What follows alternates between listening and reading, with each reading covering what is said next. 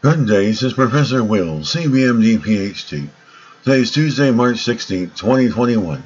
It is 9:29 and 44 seconds p.m. Eastern Standard Time. Today's research is on sound, so let's hop to it here. Light's rich pattern.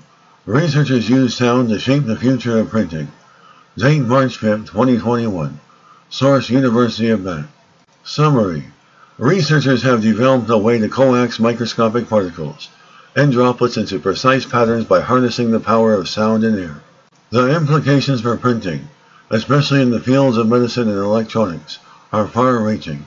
Researchers have shown that it is possible to create precise, predetermined patterns on surfaces from aerosol droplets or particles using computer-controlled ultrasound.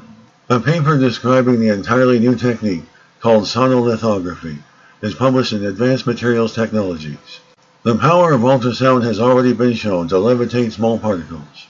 Researchers are excited to have hugely expanded the range of applications by patterning dense clouds of material in air at scale and being able to algorithmically control how the material settles into shapes.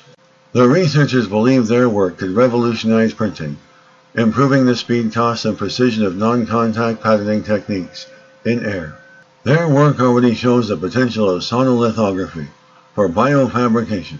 Sonolithography enables gentle, non-contact, and rapid patterning of cells and biomaterials on surfaces. Tissue engineering can use biofabrication methods to build defined structures of cells and materials.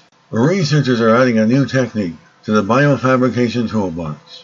The objects experimenters are manipulating are the size of water droplet clouds. It is incredibly exciting to be able to move such small things with such fine control. This could allow researchers to direct aerosol sprays with unheard-of precision, with applications such as drug delivery or wound healing. Beyond its applications in biomedicine, the team has shown the technique to be applicable to a variety of materials.